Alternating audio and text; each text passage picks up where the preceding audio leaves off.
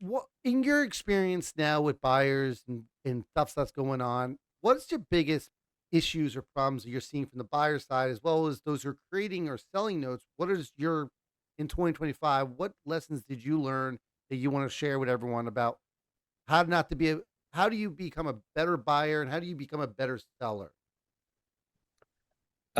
This year was pretty, I was impressed with this year because people, buyers, investors were more in tune with how to run through the due diligence. So Oh, good. I saw a lot more people working through the files, educated questions, running their own third-party BPOs, O&Es, and coming back with issues that the seller was understanding and willing to work with.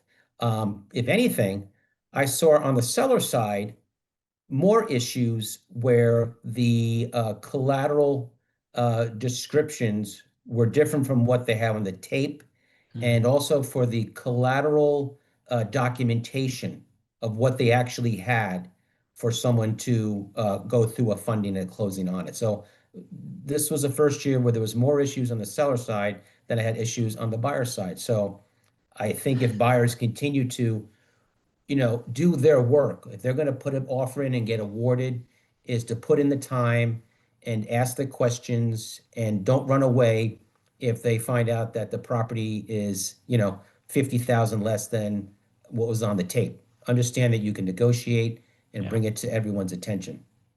So And a lot less ghosting this year. good.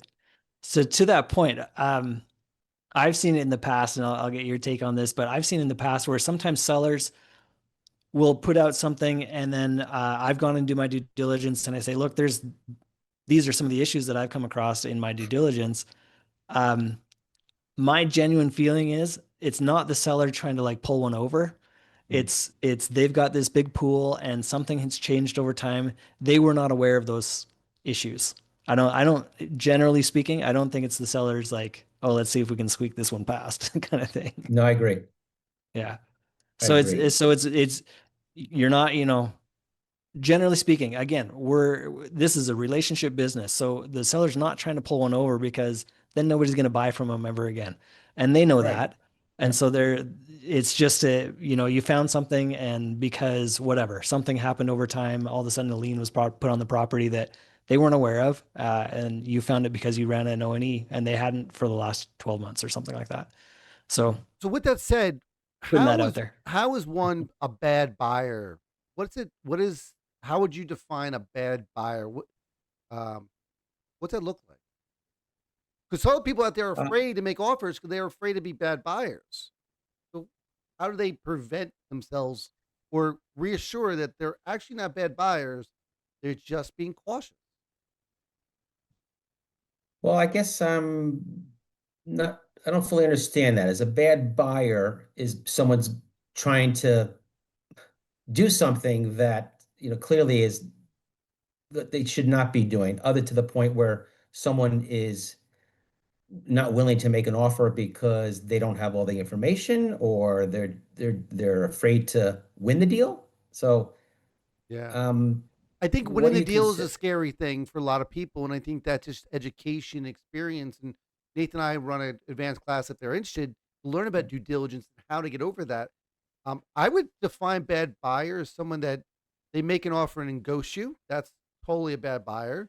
Another one is when they take it and they try brokering it to somebody else, and then they try to play in Correct. between, right? Yep. Or lastly, a quote unquote bad buyer, and this is more of a middle ground, is where I bid on 5 assets and I only have 100 grand, but I bid on 500,000 and I don't tell you, right? I think that's I wouldn't say it's a bad buyer. I just would say remember to let the seller know that this is how much money I have, but I want to bid on all 5 in case I don't win 1 or 2 of these.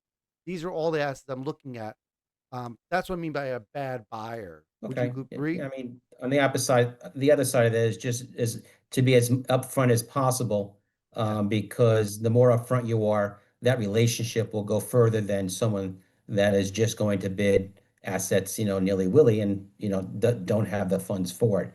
Yeah. And to get to the point where if you have someone that is um, um, their risk tolerance is extremely low and doesn't want to make an offer, they can always, as I said before, at least put an offer in and let me know that it's a shadow bid. And if I know it's a Yeah. shadow bid, I'm not going to present that to the client. I'm just going to keep it in the result file and then go back to them and say, listen, here's where your offer was compared to 8 other people that bid. What does shadow Mhm. bid for those who don't know? So it's someone that is interested in learning the process of buying these assets, doesn't want to really put their foot out and say, I want to pay 100,000 for this loan because they're not quite sure if that's the right number or if they're viewing it right. So they could go to me and say, listen, I don't want this to be, a live offer. Make it a shadow bid. Here's my $100,000 bid. When all the bids come in, let me know where I stand. And, maybe there's a reason why people were at 200,000 or everybody was at 50,000. So Yeah. at least I can let them know that, you're a bid of 100, you would have won the deal, but you were 50,000 over the highest bid. And Yeah. here's the reason why. I You think, forgot guys, that. if you're Yeah. not That's doing this, fantastic. that's a Mhm. that's a lot of time on you, man. But that's an awesome feature you guys have because a lot of people are afraid to make offers and they're either afraid of being, paying overpriced because they don't know what they're doing, or Yeah. really undercutting, going, "Oh my god, I don't know, this too low," right? They make an offer of a 25 yield, way too low, right? So those are the kind of things to be knowing the fact that the Yeah. seller, the person who won it, was 75 grand above you, or you would have won it, but just beware of what's happening. Hey, Yeah. you never I know. want more buyers. Yes. Let the seller say Yeah. no, right? They're not going to be offended by stuff. They You just, know, you're just a number to them, right? If the asset's worth $1 million, you can be at 100 grand, it's going to be passed and moved on, right? Just move on from it. Just get a feel for it. Just don't lowball. If you're making one offer and trying it out, that's fine. Just don't make a pool of, 50 assets and bid 20 lowballs. Just don't do that. Yeah. That makes a bad relationship. But I think it's a great offer, guys and girls out there, to make that shadow bid. So it's a really cool thing. With Yeah, that that is said, cool. do you also do the same thing for seller finance people who don't know anything about selling a note? I mean, most of those guys out there think we bid at a percentage of value of property.